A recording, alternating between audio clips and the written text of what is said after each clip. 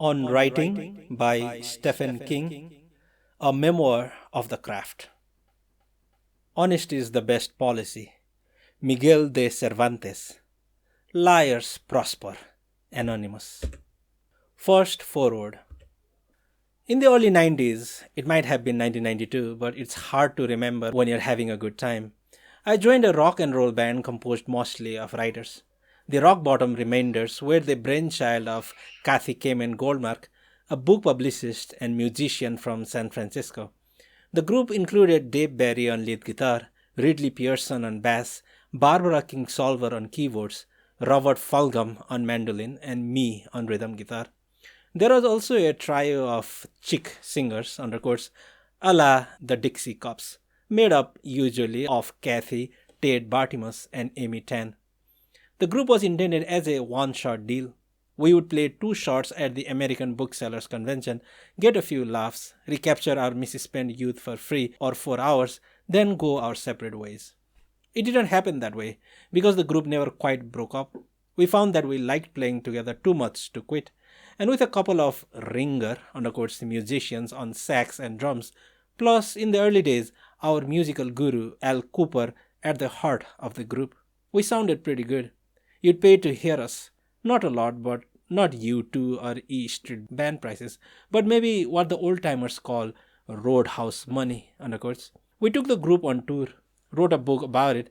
My wife took the photos and danced whenever the spirit took her, which was quite often, and continue to play now and then, sometimes as the Remainders, sometimes as Raymond Burr's Legs.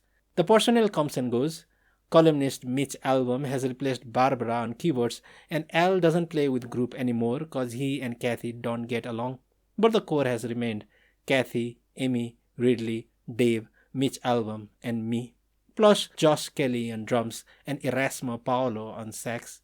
We do it for the music, but we also do it for the companionship. We like each other, and we like having a chance to talk sometimes about the real job. The day job people are always telling us not to quit. We are writers, and we never ask one another where we get our ideas. We know we don't know.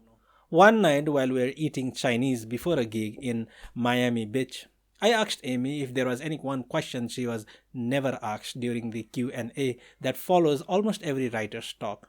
That question you never get to answer when you're standing in front of a group of author-struck fans and pretending you don't put your pants on one leg at a time like everyone else. Amy paused, thinking it over very carefully, and then said, "No one ever asks about the language." I owe an immense debt of gratitude to her for saying that. I had been playing with the idea of writing a little book about writing for a year or more at that time, but had held back because I didn't trust my own motivations. Why did I want to write about writing? What made me think I had anything worth saying? The easy answer is that someone who has sold as many books of fiction as I must have something worthwhile to say about writing it. But the easy answer isn't always the truth. Colonel Sanders sold a hell of a lot of fried chicken, but I'm not sure anyone wants to know how he made it. If I was going to be presumptuous enough to tell people how to write, I felt there had to be a better reason than my popular success. Put another way, I didn't want to write a book, even a short one like this, that would leave me feeling like either a literary gas bag or a transcendental asshole. There are enough of those books and those writers on the market already. Thanks. But Amy was right.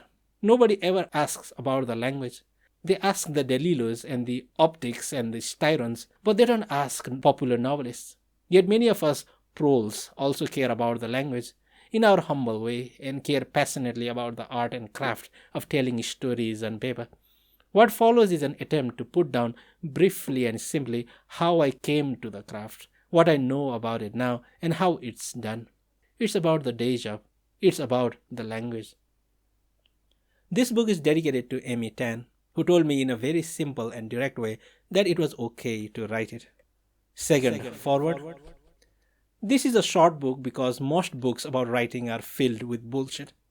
Fiction writers, present company included, don't understand very much about what they do. Not why it works when it's good, not why it doesn't work when it's bad. I figured the shorter the book, the less the bullshit. One notable exception to the bullshit rule is The Elements of Style by William Strunk Jr. and E.V. White. There is little or no detectable bullshit in that book. Of course, it's short. At 85 pages, it's much shorter than this one. I'll tell you right now that every aspiring writer should read The Elements of Style. Rule number 17 in the chapter titled Principles of Composition is omit needless words. I will try to do that here. Third foreword. One rule of the road not directly stated elsewhere in this book: the editor is always right. Underquotes. The corollary is that no writer will take all of his or her editor's advice, for all have sinned and fallen short of editorial perfection.